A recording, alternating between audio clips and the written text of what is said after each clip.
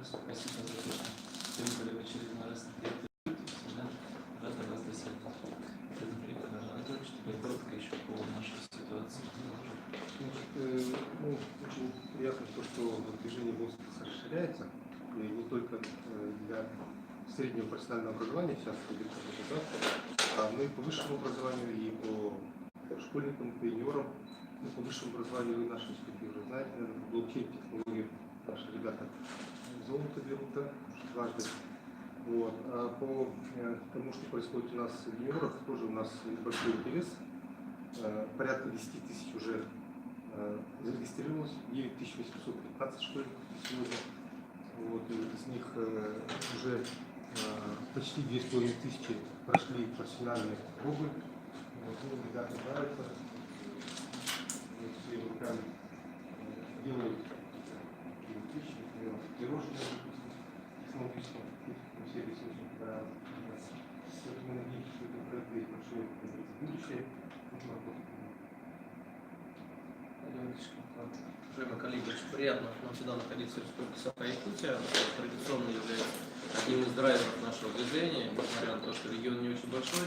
Показатели заметные на карте Российской Федерации, вот о чем говорили сейчас о билете в будущее. Это всего в стране ребят, которые в этом проекте участвуют, чуть более 200 тысяч, и 10 тысяч, которые есть в Якутии, это достаточно много. Но если я могу сказать, что для даже более крупных регионов иногда эти цифры недостижимы. И нам очень приятно внимание как главы республики, так и правительства республики на внимание уделенное к школьникам и по проблеме выбора его своей профессии. Для нас очень важно, что в билете в будущем мы не стараемся навязать какую-то профессию ребенка, и в современном мире это скорее невозможно. Любое навязывание будет отторгаться населением, безусловно, дети будут голосовать либо попытка уехать, либо что-то, скажем так, либо форма открытого протеста. Поэтому в билете в будущее очень важен охват школьников с точки зрения разных и равных возможностей попробовать различные профессии. Что это дает? Это в первую очередь дает возможность осознанно принимать решение, какая профессия нравится.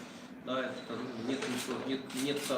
нет ничего лучше той профессии, которая любимая профессия. Второе, что касается среднего профессионального образования, отмечу, что помимо региональных чемпионатов вы принимаете участие в демонстрационном экзамене. Это тогда, когда учащиеся колледжей вместо традиционной практики написания диплома сдают реальный экзамен от лучших работодателей мира, по стандартам лучших работодателей мира. И пока у республики очень неплохие результаты, у вас в среднем ребята сдают чуть больше 30%, это выше среднероссийского показателя. Но, к сожалению, количество пока, конечно, не очень большое, только 6 компетенций и 6 колледжей, а всего у вас их почти 50. Соответственно, нам кажется, что это было бы большим подспорьем для развития и приближения реальной практики, осуществляемой в средних профессиональном образовании, поближе к работодателю, когда он может вживую увидеть. Очень отрадно слышать внимание к вопросам, связанным с переподготовкой взрослого населения. Вы знаете, что в этом году Союз запустил проект «Навыки мудрых». Это соревнования, с одной стороны соревнования, с другой стороны система переподготовки для людей, которые находятся в возрасте 50+.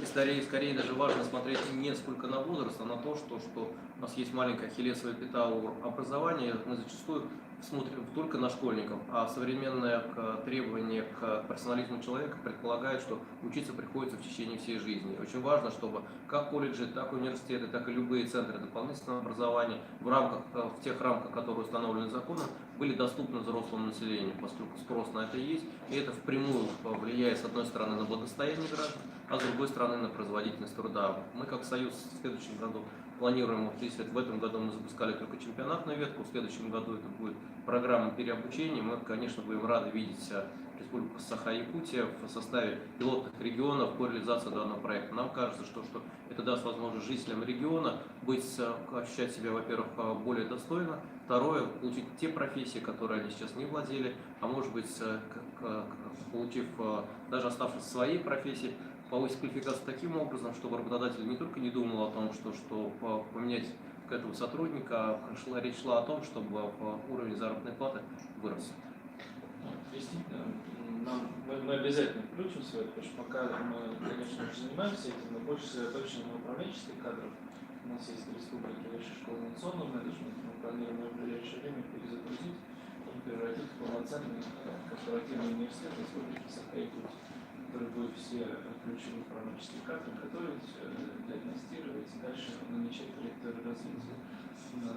Ну и понятно, что системы там, профессиональной переподготовки, врачей, учителей, они есть.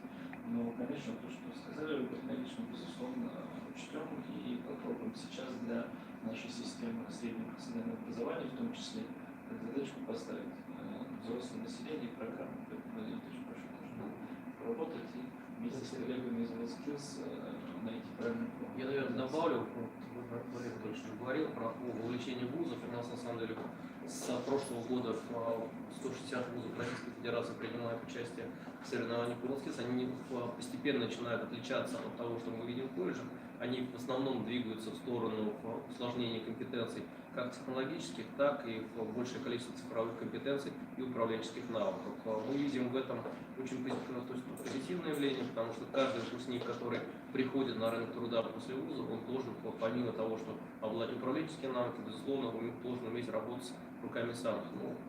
Карьера любого большого руководителя говорит о том, что он всегда начинал с азов, и если наши студенты в высших учебных заведениях будут понимать, каким образом устроен труд рабочего, то в позиции управленца он будет эффективным. Если нет, то очень тяжело разобраться в том, что очень тяжело управлять тем, что вы доподлинно не понимаете. Поэтому мы рекомендуем всем вузам принимать участие, особенно в той ветке, которая связана с цифровыми компетенциями, digital skills. Нам очень отрадно, что в этом году команда из Якутии заняла первое место. Это, мне кажется, такой хороший пример успеха для других ребят. Можно добавлю, потому что, да, вот как раз говоря о оценке эффективности директоров образовательных организаций среднего профобразования, два показателя вовлеченности, и они связаны с поручениями и президента правительства Российской Федерации. Во-первых, это вовлеченность в создание условий для того, чтобы в каждом колледже была возможность у студентов принять участие в чемпионате. И здесь нужно поставить задачу, чтобы во всех колледжах проводилось отборочные соревнования. Это, во-первых. Во-вторых, это говоря о демонстрационном экзамене. Всего лишь 9 колледжей вовлечены по проведению экзамена, и компетенции, по которым они проводятся, они не отражают структуру той востребованности, специальности и профессий, которые есть для экономики республики. Поэтому есть поручение у нас президента Российской Федерации, потому что не менее 50% колледжей студенты должны сдавать такой экзамен. В республике неплохие результаты, но нужно, во-первых, расширить перечень компетенций, а во-вторых, охватить все колледжи для того, чтобы они получили. В целом, по показателям, по количеству экспертов различного уровня, по количеству мастеров, которые прошли переподготовку, в федеральном округе только Хабаровский край пока обгоняет. А в целом, вот два региона в федеральном округе, Хабаровский край и Якутия, являются безусловными лидерами в развитии движения WorldSkills. Нам важно продолжать движение в этом направлении. Думаю, что сегодня в течение дня у нас будет возможность более детально обсудить это направление.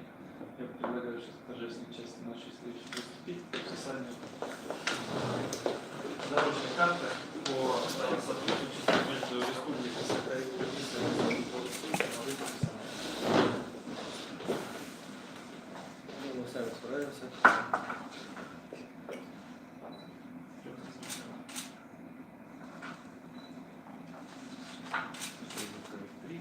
Звук.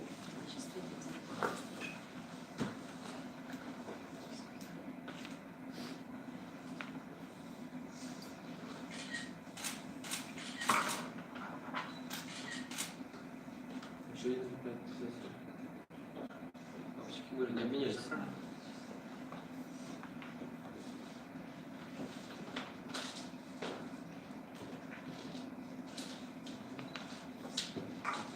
Я вижу карта. Так, я подписал как раз.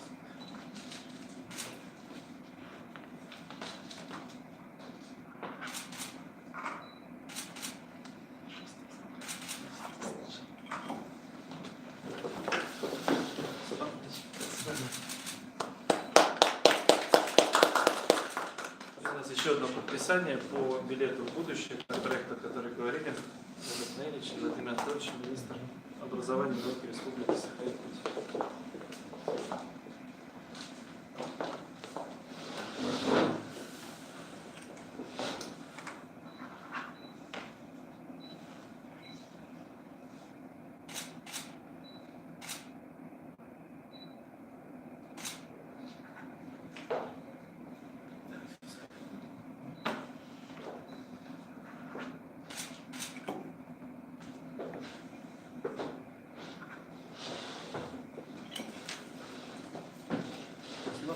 Спасибо.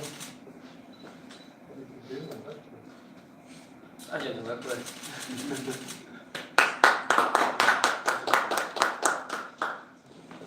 Все? Вопросы сейчас? Да, комментарии давайте. Дима.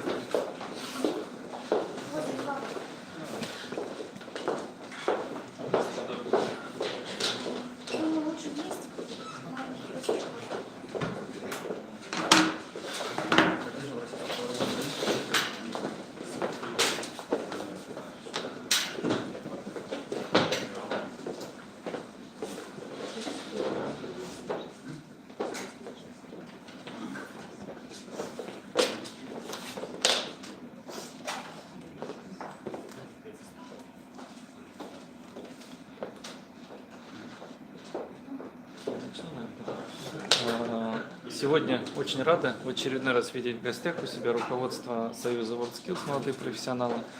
С Робертом Неличем и Дмитрием Евгеньевичем мы обсудили вопросы дальнейшего развития среднего профессионального образования. По ряду показателей республика занимает лидирующие показатели среди Дальневосточного федерального округа.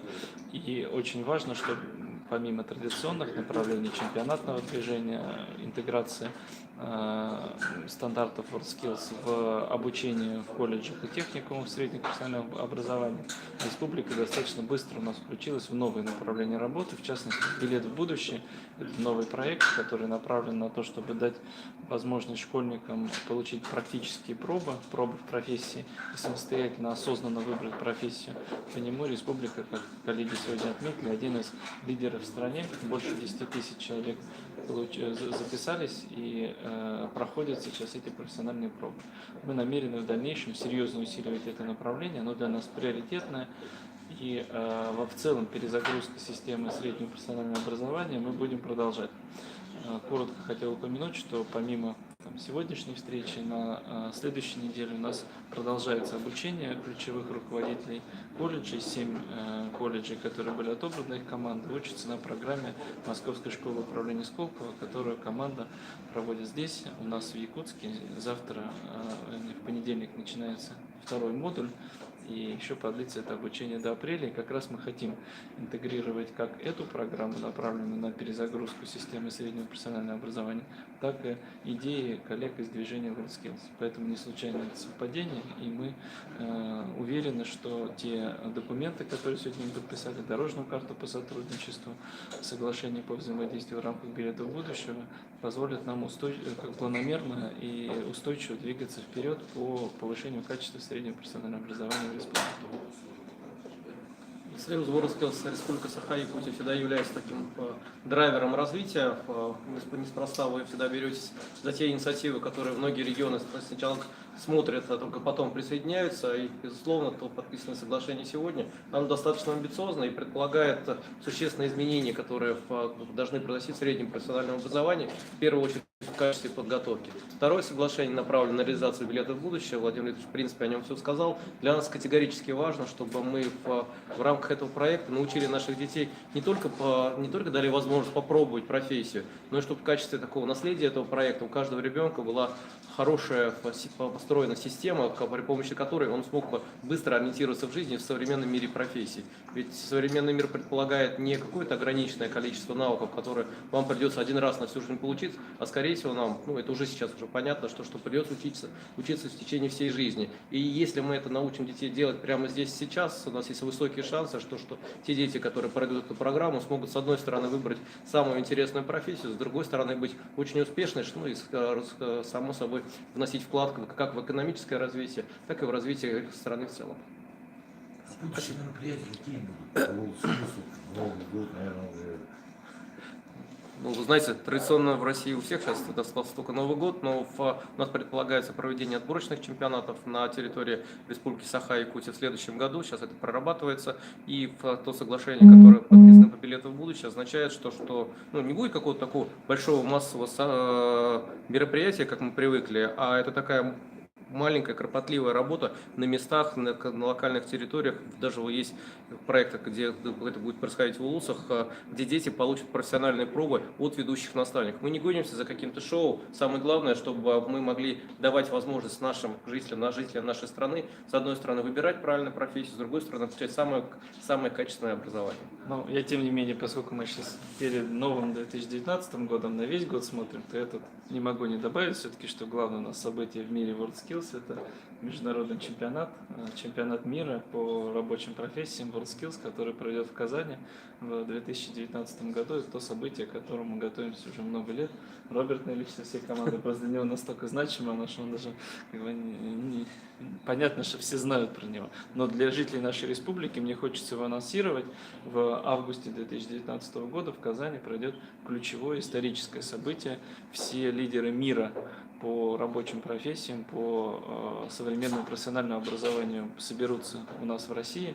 Я хочу пригласить не только тех, кто непосредственно связан со средним профессиональным образованием, но и экспертов, заинтересованных коллег. Будет очень интересная деловая программа, будут фееричные показательные выступления.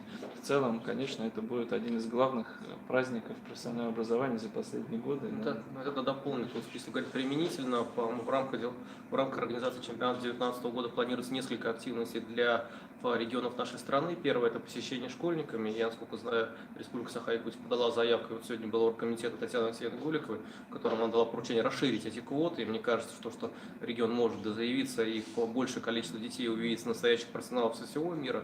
А второе, если говорить про прикладной характер, в рамках проведения чемпионата мы делаем трехдневный такой суперинтенсив для команд, которые сейчас управляют средним профессиональным образованием, высшим образованием, начиная от директоров до конечных преподавателей и тех людей, которые обеспечивают эту деятельность, на предмет того, какие самые современные практики сейчас в мире есть и какие могут быть доступны. В результате регион может получить такие точки роста, при помощи которых вы сможете не только обеспечивать кадрами свой регион, но и, в принципе, готовить не хуже, чем по стране и, наверное, в мире. Спасибо. Спасибо.